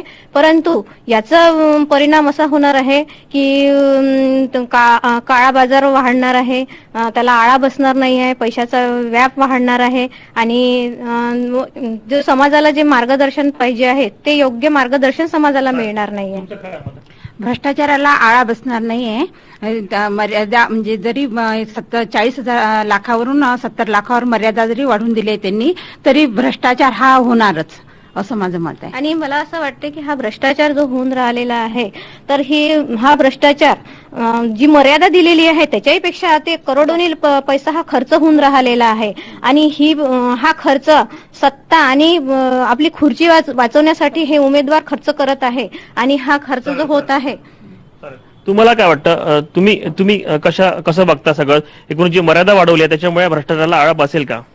नाही, भ्रष्टाचाराला आळा बसणार नाही. कारण जी मर्यादा वाढली आहे 40 लाखावरून 70 लाख केले आहे ते योग्य आहे. कारण उमेदवाराला तेवढा खर्च लागतोच आहे आणि उमेदवार स्वतः अजून जवळच आपला पैसा खर्च करतो, पण भ्रष्टाचाराला आळा बसणार नाही कारण भ्रष्टाचार हा सुरूच राहील. तुमचं काय मत आहे? मलाही तसंच वाटतं की भ्रष्टाचार हा सुरूच राहील आणि जे 70 लाखावर केलंय ते उमेदवाराला लागते हे योग्य गोष्ट आहे.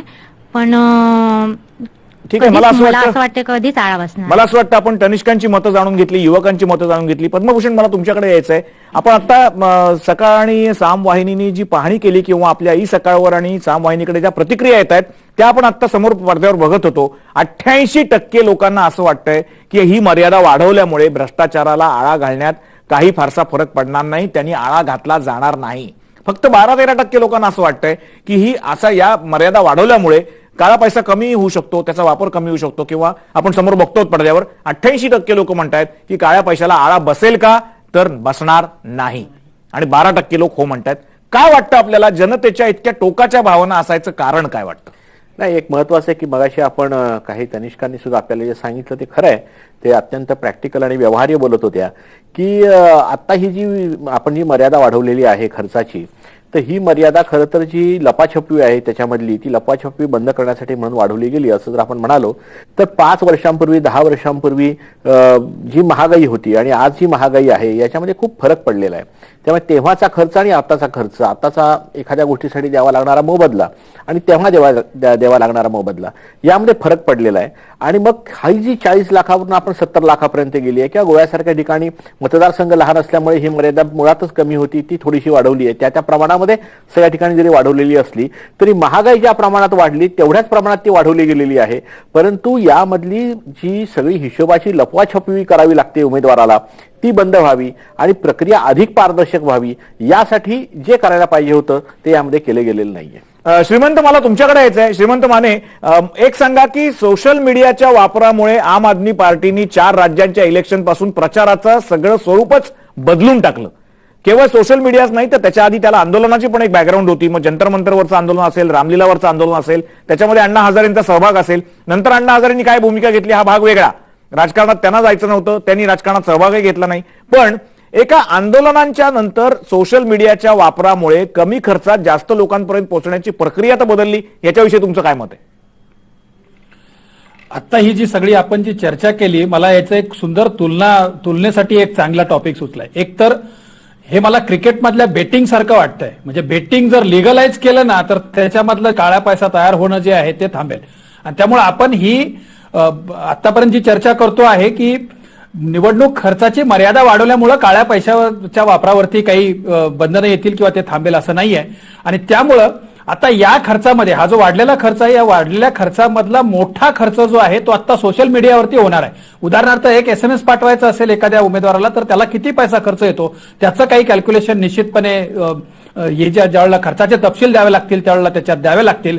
आणि गेल्या वेळेच्या निवडणुकीपेक्षा यावेळेला या सोशल मीडियाचा, मग तो SMSच्या माध्यमातून असेल, तो आणखी कुठल्या डिजिटल फॉर्मॅटमध्ये असेल, त्याचा खर्च निश्चितपणे यावेळेला वाढलेला असेल. हे ठीक आहे की 10 लाख लोकांपर्यंत पोहोचायला पोस्टरच्या माध्यमातून जेवढा पैसा लागत असेल त्याच्यापेक्षा कमी पैसा SMSच्या माध्यमातून. एक गोष्ट थोडी अशी आहे श्रीमंत, मी मुद्दाम नजरेला आणून देऊ इच्छितो, आपल्याला ती माहिती आहे चांगलीच की सोशल मीडियाचा एक फायदा चांगला राजकीय पक्षांना किंवा प्रचारकर्त्यांना असा असतो की ते तुम्हाला प्रूव्ह करता येत नाही की संबंधित माणूस हा आमच्या पक्षाचा होता किंवा आमच्या पक्षासाठीच प्रचार करत होता, त्याचं मत तो सोशल मीडियावर टाकू शकतो. आता हा भाग तुम्ही खर्चात कसा गृहीत धरणार? नाही, मी फक्त SMS वरचे खर्च आणि मी एकूण सोशल मीडिया विषयी विचारतोय. सोशल मीडिया विषयी विचारतोय. फेसबुकवर असेल किंवा इतर कुठे असेल. हा नाही, आपण ज्या वेगवेगळ्या रिफॉर्म्स करतो आहोत त्याच्यामधली ही सोशल मीडियाच्या वापरासंदर्भातली रिफॉर्म्स ही आपल्या समोरचं सगळ्यात मोठं चॅलेंज आहे.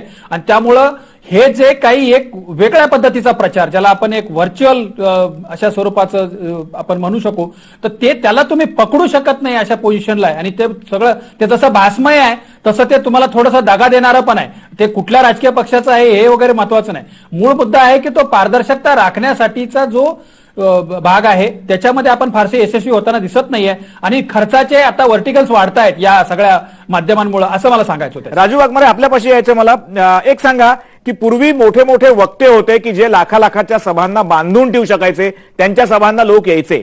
आज परिस्थिती तुम्हाला माहिती आहे, मी सांगायची गरज नाही. ट्रक आणि बसमध्ये पैसे देऊन 2 वेळचं खाणं देऊन त्यांना वर्किंग लंच देऊन माणसं गाड्यांमध्ये भरावी लागतात आणि सभेला आणायला लागतात.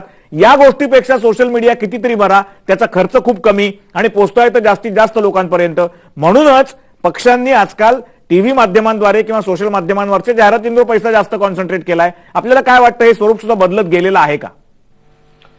आता श्रीमंतांनी सांगितलं की ते सोशल मीडियाचं स्वरूप जे आहे ते या आत्ताच्या निवडणुकांमध्ये नक्कीच बदललेलं आहे. कारण तुम्ही जास्तीत जास्त लोकांपर्यंत तुमचं मत, तुमचे विचार अगदी फास्ट पोचवू शकता. हे एक मीडियम फार चांगलं आहे, पण ह्या मीडियमचा वापर जर राजकीय पक्षांनी जर चांगल्या पद्धतीने आणि प्रामाणिकपणे करणं अपेक्षित आहे.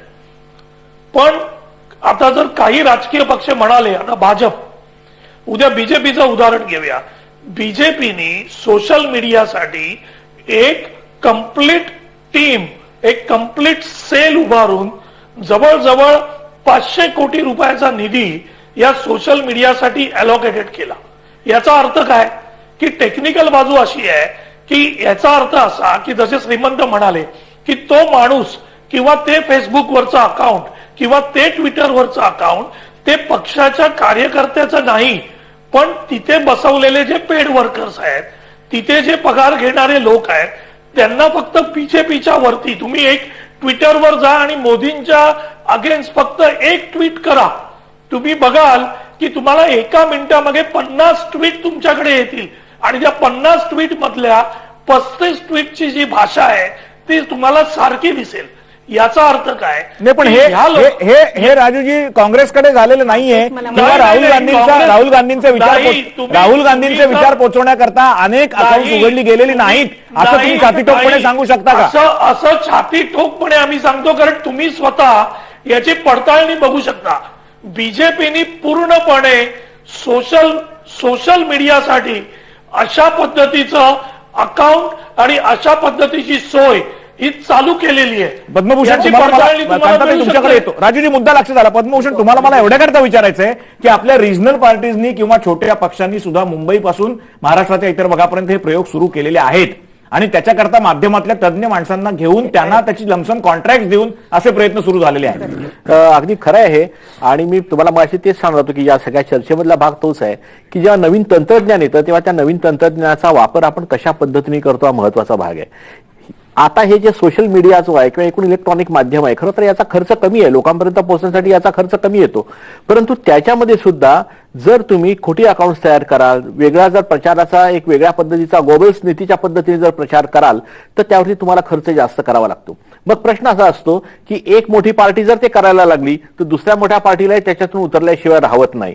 आणि या पद्धतीने जरी आता कोणत्याही पक्षाचा प्रवक्ता हे मान्य करणार नाही, पण हे खरं आहे की अशा प्रकारचा प्रचार आता आपल्याला सोशल मीडियावरती फार मोठ्या प्रमाणावरती मोठ्या पक्षांकडून होताना दिसतो. आणि मग साहजिकपणे जेव्हा राष्ट्रीय पक्ष असं करतात तेव्हा त्याच्याबरोबर असलेले जे प्रादेशिक पक्ष आहेत त्यांनाही त्यामध्ये उतरावं लागतं. एक आहे म्हणून दुसरा आहे म्हणून तिसरा, अशी संख्या वाढत जाते आणि हा खर्च वाढत चाललेला आहे. कांताताई, मला तुमच्याकडे यायचंय. मला माहितीये तुम्हाला या विषयावर बोलायचंय. आता राजूजींनी एक भाजपचं नाव घेऊन असं काही एक मत व्यक्त केलंय, पण त्याच्या आधी आपल्याला एक छोटी विश्रांती घेणं आवश्यक आहे. कारण विश्रांतीनंतर आपल्याला बघायचंय सोशल मीडियाचा वापर साधक बाधक, चारित्र्य हनन करणं, एखाद्या माणसाचा प्रचार करणं या सगळ्या गोष्टींकरता व्हायला लागलेला आहे. त्याचा परिणाम तरुण पिढीवर जास्त होतोय आणि तरुण पिढी 40% जास्त तरुण पिढी या लोकसभा निवडणुकीत पहिल्यांदा मतदान करणार आहे. काय फरक पडणार आहे सोशल मीडियामुळे? निवडणुकीच्या खर्चाचा काही फरक पडणार आहे का? मर्यादा वाढवल्यामुळे काळा पैसा येणार आहे का कमी होणार आहे? या सगळ्या मुद्द्यांवर आपण बोलणार आहोत, पण त्याच्या आधी आपण घेऊयात एक छोटीशी विश्रांती.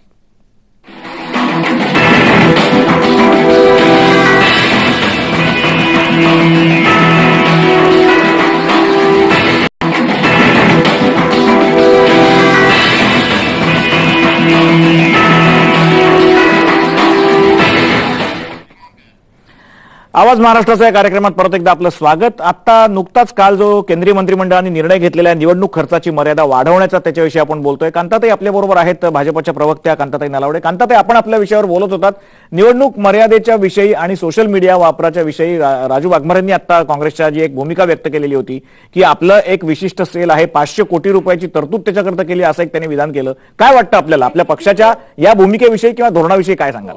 भारतीय जनता पार्टीने प्रत्येक राज्य स्तरावर, केंद्रीय स्तरावर सोशल मीडिया एक सेल तयार केलेला आहे.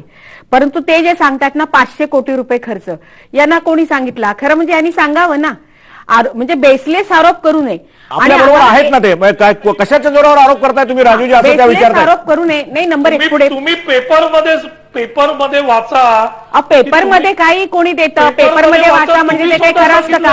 आणि तुम्ही भारतीय जनता पार्टीवर आरोप करताय, काँग्रेस काही सोशल मीडियाचा वापर करत नाही का? तुम्ही राहुल गांधीचे दौरे दाखवता, मुंबईमध्ये आले लोकलने प्रवास केला, म्हणजे सोशल मीडियाच्या माध्यमातून तुम्ही ते बाहेर नाही आणलं का? भारतीय जनता पार्टीवर आरोप करताय, तुम्ही स्वतःकडे सुद्धा आत्मपरीक्षण करा की तुमचा पक्ष करत नाही का? पेपरमध्ये आकडे दिले, राजूजी त्यांचा प्रश्न साधा आहे कांताताईंचा की तुमचा पक्ष हे करत नाही का? नाही, आमचा पक्ष अशा प्रकारची खोटी भूमिका सोशल मीडियाच्या माध्यमातून अजिबात करत नाहीये ना. आम्ही कुठचा अशा प्रकारचा सेल ओपन केलेला आहे. आम्हाला जे सोशल मीडियावर जे आमचे ट्विटर्स किंवा आमचे जे कार्यकर्ते आहेत ते जे स्वतः प्रामाणिकपणे ट्विट किंवा जे फेसबुकवर, पण राजूजी एक गोष्ट खरी आहे की तुमच्या अनेक ज्येष्ठ नेत्यांनी केलेल्या अश्लाघ्य विधानांमुळे तुमच्याच मोठ्या नेत्यांवर माफी मागायची पाळी येते, मग ती सगळ्या माध्यमांपर्यंत पोहोचवायची पाळी येते. त्याच्यात सुद्धा पुढे जाऊन असं म्हणावंसं वाटतं की या सगळ्या सोशल मीडियामध्ये काँग्रेसचेही व्यवस्थित प्रयत्न चालू आहेत. आणि ज्या वेळेला काँग्रेसकडनं भाजपच्या नेत्यांना दूषणं लावली गेली तेव्हा त्याचाच फायदा घेऊन भाजपाने परत नंतर जागोजागी चायचे ठेले सुरू केले, तिथे डिस्कशन सुरू केली. तर हा दोष मग भाजपला देता कामा नये, तुम्हीच हातात कोलीत दिलं त्यांच्या. नाही, काय आहे की जर आम्ही जर हे ठरवून आमच्या सेलने केलं असतं तर आम्हाला माफी मागण्याची वेळ झाली नसती. आता एक कार्यकर्ते जे उत्साहात येऊन करतील त्याच्यामुळे नेत्यांना माफी मागायची वेळ आली म्हणजे हे ठरवलेलं नाहीये, हे त्यातून सिद्ध होतं. बीजेपीचं तर्कशास्त्र हे तुमचं तर्कशास्त्र अतिशय अजब आहे. पण तरी सुद्धा मला एक प्रश्न सगळ्यांना विचारायचा आहे की सोशल मीडियाचा वापर हा अपरिहार्य झालेला आहे. रवीजी विशेषतः तुमच्याकडे मला यायचं आहे. पण सोशल मीडियाचा जाणीवपूर्वक युवकांपर्यंत पोहोचण्याचा अलीकडच्या काळातला सर्वात प्रभावी प्रयत्न हा आम आदमी पक्षाने केला. आता या निवडणुकीत सुद्धा तुम्ही तसंच करणार आहात का? देखिए, हमारा ये सोशल मीडिया का प्रयोग जो है वो इस चुनाव की प्रक्रिया से शामिल नहीं है. ऍक्च्युअली मला असं वाटतं की अण्णा हजारेंच्या आंदोलनापासून तो खरा सुरू झाला. जंतर-मंतर, त्याच्यानंतर रामलीला मैदानावरचं आंदोलन, तिथे जनतेमधली आणि युवकांमधली भावना चेतवण्याकरता हे आरोप लोकांनी केलेले होते. तरी सुद्धा त्याला न भीक घालता तुम्ही सोशल मीडियाचा वापर केलेला आहे. बिल्कुल. हा, बोला तुम्ही. हा, हमारा सोशल मीडिया का प्रयोग क्रॉस हो रहा है. हा, नाही, ठीक आहे.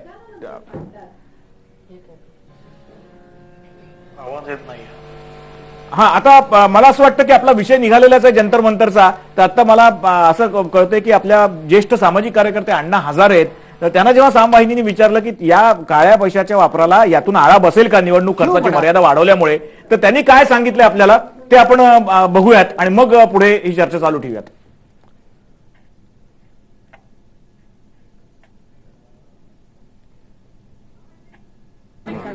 जिनको सेवा करने उनको इतना पैसा खर्चा करने की जरूरत है क्या? जिन्होंने सेवा किया तो कम से कम खर्चे में चुनाव लड़ सकता है, तो बढ़ाने की क्या जरूरत? हमें बराबर नहीं लगता कम खर्चा में इलेक्शन होना, इलेक्शन का खर्च ज्यादा बढ़ाना चाहिए. अण्णांना असं वाटतं की खर्च वाढवता कामा नये, ज्यांना खरं काम करायचं ते कमी खर्चात सुद्धा करू शकतात असं अण्णा म्हणतात. तर मला पुन्हा एकदा त्या जंतर मंतर आणि रामलीलाच्या काळामध्ये यायचंय. त्यावेळेला युवकांना रस्त्यावर आणण्यामध्ये सोशल मीडिया इतकं तुमच्या इतका प्रभावी कोणी वापरलेला नव्हता. काय म्हणाल तुम्ही? बिल्कुल ठीक बात है. हमने सोशल मीडिया का इस्तेमाल नहीं, सोशल मीडिया को ऑलमोस्ट हमने एक्सप्लॉइट किया.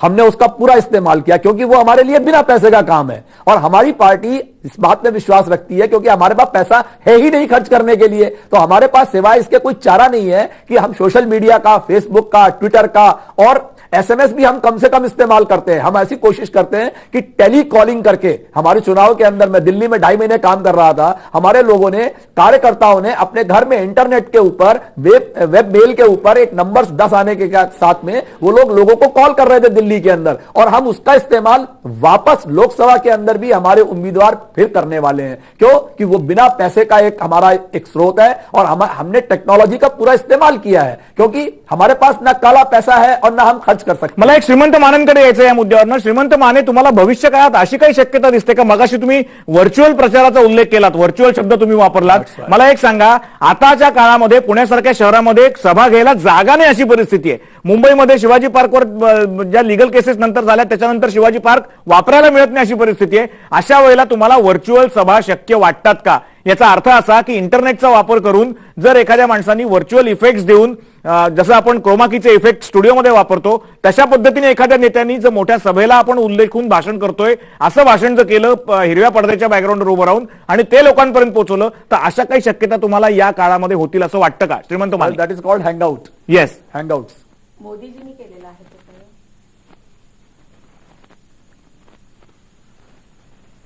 श्रीमंत माने आपल्याला आवाज ऐकू येतोय का?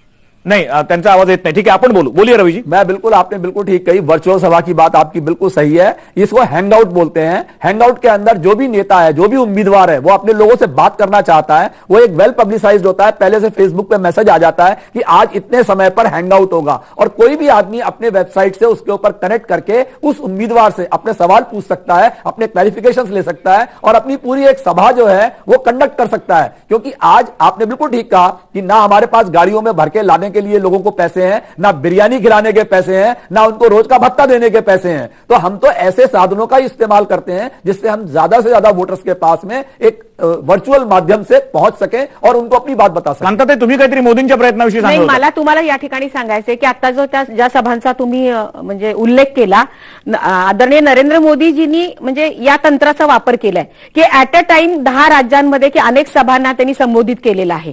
आणि खरं हे तुम्ही आता जे म्हणता की मैदानं खरोखर बंदी आलेली मैदानं मिळत नाहीत, त्यामुळे हा प्रयोग खरोखर चांगला आहे. आणि ऍट अ टाइम तुम्हाला सगळ्या राज्यांच्या लोकांसमोर जावं लागतं की त्या राज्यात त्या मतदारसंघातच ती सभा फक्त होत नाही आणि लोकांना सभेला जसं सांगितलं की आणावं लागतं. हल्ली लोक येत नाहीत कारण घरात बसून जर त्याला मी थोडं तुम्हाला थांबवतो. सामाजिक कार्यकर्ते विश्वंभर चौधरी यांचं या क्षेत्रातलं योगदान मोठं आहे. नुसती टेक्नॉलॉजीच नाही तर अण्णांबरोबर आंदोलनाच्या प्रत्येक गोष्टीमध्ये त्यांनी सहभाग घेतलेला आहे आणि अर्थातच नंतर वेगळे दोन विचारधारा झाले असतील तरी ते अण्णांबरोबरच राहिलेत. सामाजिक दबाव वाढवण्याकडे त्यांचं खूप मोठं लक्ष असतं. आपण त्यांना विचारूयात. विश्वंभरजी, तुम्हाला एक 2 प्रश्न विचारायचे आहेत. निवडणूक आयोगानं उमेदवारांच्या खर्चामध्ये वाढ केली आहे, पण यातून काळ्या पैशाला किंवा अवास्तव खर्चाला आळा बसेल असं आपल्याला वाटतं का? विश्वंभरजी. नाही, एक म्हणजे भारतीय राज्यघटना समानतेचं बोलते, ती संधीची समानता असं आहे. त्याचा अर्थ असा की प्रत्येक भारतीयाला संधी जिथपर्यंत असेल, मग त्या नोकरीच्या असतील किंवा अन्य कोणत्याही असतील, त्या संधी समान त्यांनी दिल्या जातील. आता या दर्जाची समानता, संधीची समानता राहत नाही असं मला वाटतं. त्याचं कारण असं की आपल्याला जर असं वाटत असेल की आता 70 लाख एरवी लोक खर्च करतच होते, ही बरोबर आहे गोष्ट की ब्लॅकमध्ये तो खर्च होत होता. पण समजा एखादा माणूस 3 कोटी खर्च करत असेल तर आता कदाचित 70 लाख तर आपल्याला व्हाईटमध्येच आहे, मग बाकीच्या आणखी वर होण्याची शक्यता आहे. आणि त्यामुळं खरं म्हणजे खर्चाची मर्यादा वाढवणं हे समजू शकतो आपण की एकीकडे मतदारसंघ वाढलेत, कम्युनिकेशनचा खर्च वाढलाय, डिझेलचे भाव वाढलेत आणि सगळ्याच गोष्टी एकूण आपण पाहिलं तर प्रचाराचा खर्च वाढलेला आहे हे निश्चित. पण त्यासाठी वेगळं काहीतरी एक मेकॅनिझम असू शकतं. दुसरं, आजच्या काळात खरं म्हणजे फेसबुक, ट्विटर आणि इलेक्ट्रॉनिक मीडियाच्या माध्यमातून जो प्रचार होतो त्याला काही खर्च येतच नाही. खरं म्हणजे ईमेल तर फुकटच असतात अशा एक प्रकारे पाहिलं तर. मला असं वाटतं की त्यामुळे खर्चाच्या मर्यादा वाढवण्यामागचं लॉजिक, आणि ते लॉजिक जरी असेल तरी घटनेने जी समानता दिली की संधीची समानता, ती आर्थिकदृष्ट्या कमकुवत उमेदवार हे काही संधीच्या समानतेचा अशा प्रकारे खरं असमानता होईल असं मला वाटतं. आणि म्हणून राजकीय पक्षांचं त्याचं ते स्वागत करणं स्वाभाविक आहे. आणि सगळ्याच राजकीय पक्षांकडे काळा पैसा असलेले अनेक बाहुबली नेते आहेत आणि त्यामुळे ते त्यांचं स्वागतच करतील. परंतु जनतेने मात्र त्याच्यावरती प्रश्न विचारला पाहिजे असं मला वाटतं. बरोबर आहे. एकूणच निवडणूक आयोगाने जरी खर्चामध्ये वाढ केलेली असली तरी पक्षाचा पैसा आणि उमेदवारांचा काळा पैसा याचा दुरुपयोग होईल असं वाटत नाही का तुम्हाला? नक्कीच, तोही एक आहे. दुसरा भाग असा आहे की जो व्हाईटचा पैसा आपण बोलतो, व्हाईटचा पैसा 1600 कोटी रुपये काँग्रेसकडे. भारतीय जनता पक्ष सत्तेत नाही पण त्यांच्याकडे तरी 900 कोटी रुपये. मुद्दा असा आहे की हे व्हाईटचे पैसे तरी आले कुठून? हे काही लोकांनी 100-125 रुपये गोरगरिबांनी दिला असा हा पैसा नाहीये. हा पैसा कुठेतरी पॉलिसीवरती प्रभाव टाकण्यासाठी उद्योगपती यांना देत असतात आणि त्या बदल्यात ते पॉलिसी मिळवत असतात. त्या बदल्यात ते अनेक खरं म्हणजे एक प्रकारे गैरफायदे त्याचे घेत असतात. तशा परिस्थितीमध्ये व्हाईटमधून आलेल्या सुद्धा पैशाचं जे आज अकाउंटिंग होतं त्यामध्ये 20,000च्या आत असेल तर नाव देण्याची गरज नाही. मला वाटतं हे पहिल्यांदा काढून टाकलं पाहिजे. अगदी 100 रुपये असतील तरी नाव देण्याची गरज आहे. कारण आज जर एखाद्या समजा व्यापाऱ्यांनी किंवा काम करून घेण्यासाठी पार्टीला कोणी 3 लाख रुपये दिले तर सरळ 15 नावांवरती ती जर रक्कम विभागली तर मग तो पैसा काही अकाउंटमध्ये येत नाही. तर पार्टींचा जो व्हाईट असलेला पैसा त्याच्यापेक्षा कितीतरी जास्त काळा पैसा आहे. आणि मला असं वाटतं की व्हाईटचा पैसा सुद्धा आणि काळा पैसा सुद्धा त्याच्यावरती जर आपल्याला इफेक्टिव्ह काही चेक आणायचं असेल किंवा काही त्याला आपल्याला खरं म्हणजे एक प्रकारे वचक त्याच्यावरती ठेवायचं असेल तर पक्षांच्यासाठी केवळ निवडणुकीपुरती आचारसंहिता नाही तर 5ही वर्ष 24 तास आचारसंहिता जिथे त्यांच्या पैशाचा हिशेब हा काटेकोरपणे ठेवला जाईल. आणि मला असं वाटतं की त्यासाठी निवडणूक सुधारणा केवळ पुरेशा नाही, इलेक्टोरल रिफॉर्म्स हे फार वरवरची गोष्ट असेल पण राजकीय सुधारणा पॉलिटिकल रिफॉर्म्स याची मला वाटतं की त्याला गरज आहे. स्टेट फंडिंगचा विषय पण अनेक वेळा चर्चेला येतो पण भारतासारख्या देशात आधीच हे पैसे लोकांकडून उकळत असतात आणि त्यात स्टेट फंडिंग पुन्हा दिलं तर लोकांना सगळ्याच लोकांनी त्यांना सगळ्याच मार्गाने दिलं असं पुन्हा होईल. म्हणून त्या स्टेट फंडिंगच्या कल्पनेला विरोध करावा लागतो. परंतु निवडणुकीमध्ये येणारा काळा पैसा आणि पांढरा पैसा दोन्हींवरही 5ही वर्ष स्कॅनर खाली आणणं राजकीय पक्षांना हाच एक उपाय असं मला बरोबर आहे. विश्वंभरजी तुम्ही म्हणताय ते आपण वेळ दिलात आमच्याशी बोलण्याकरता त्याबद्दल धन्यवाद. राजूजी तुमच्याकडे यायचंच आहे, 2 मुद्दे घेऊन यायचंय. एक तर एक सांगा की खरे निवडणुकीचे फंड हे पक्षांना किती मिळतात हे सांगण्याचं बंधन इतर कुठल्याही माहिती अधिकाराच्या खाली जशी माहिती काढता येते तसं राजकीय पक्षांवर नसतं, कुठलाही राजकीय पक्ष देणार नाही. पण सर्वसामान्य माणसाला सुद्धा आता हे कळत चाललेलं आहे की पॉलिसी मेकिंगवरचा दबाव म्हणून अशा प्रकारच्या इलेक्ट्रॉनिक फंडचा वापर केला जातो. तुम्ही काय म्हणाल? माझं आता विश्वंभर चौधरींनी जे सांगितलं की पॉलिसी मेकिंगवरच काँग्रेसकडे एवढा वाईट पैसा आहे आणि तो या सगळ्या उद्योगपतींनी दिलेला आहे. काँग्रेसच नाही, त्यांनी भाजपचंही नाव घेतलं, राजकीय पक्षांचंही नाव घेतलं. नाही कसं आहे की हे त्यांचं ऍझम्पशन आहे. ऍझम्पशन आणि प्रॅक्टिकल याच्यामध्ये फरक आहे. आज एवढी वर्ष जर आम्ही काँग्रेस राज्य करीत असो तर लोकांनी, पक्षाच्या कार्यकर्त्यांनी, वेगवेगळ्या समाजाच्या थरातील लोकांनी ऍक्टिव्ह मेंबरशिप आम्ही त्याच्याद्वारे आम्ही पक्षासाठी निधी जमा करतो, वेगवेगळ्या योजनेद्वारे निधी जमा करतो. हाही निधी आमच्याकडे आलाय ना. जर आम्ही उद्योगपतींच्या पैशावर आज एवढी वर्ष राहिलो असतो तर मग काँग्रेसनी 60 वर्ष या देशामध्ये सत्ता गाजवलीच नसती. काय वाटतं राजूजींच्या मुद्द्यावर काय वाटतं आपल्याला रवीजी? देखिए ये राजू जी के इस कथन से मैं बिल्कुल सहमत नहीं हूं. ये बिल्कुल सही बात है. उद्योगपति कोई भी मुफ्त में पैसा नहीं देता.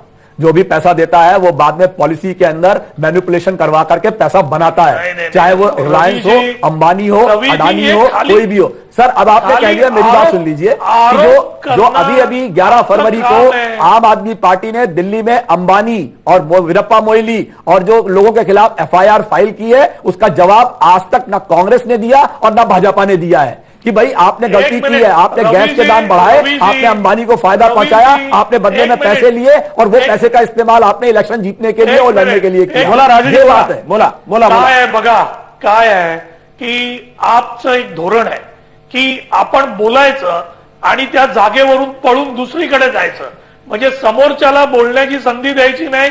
आता यांनी सांगितलं की आम्ही FIR दाखल केला. आपनी जो FIR दाखल केला त्याला कायद्याच्या भाषेमध्ये कितपत जागा आहे? एक दिल्लीचं सरकार सेंट्रल गव्हर्नमेंटच्या कायद्याच्या कक्षेमध्ये अँटी करप्शन ब्युरो येतच नाही, पण त्यांनी लोकांना दाखवायला काय केलं की आम्ही यांच्या विरुद्ध FIR केला. चौकटीत बसतो का? कायद्याचं रुलिंग होतं का? पण समाजाला, सामान्य माणसाला आवडणाऱ्या घोषणा करायच्या, मग त्या कायद्याच्या कचाट्यात बसू द्या अथवा त्या कायद्याच्या बाहेर असू द्या, पण सामान्य माणूस खुश की काय केलं अरविंद केजरीवालनी तर मुकेश अंबानींवर खटला टाकला, काय केलं त्यांनी तर मोईलीवर खटला टाकला. अहो पण तो खटला कायद्याच्या भाषेत बसतो का हे बघणं गरजेचं आहे ना. यांचं काय चाललंय की यांनी फक्त घोषणा करायच्या आणि पळून जायचं. आता यांनी घोषणा केल्या की आम्ही विजेचं बिल अर्ध करतो, पाणी देतो, या सगळ्या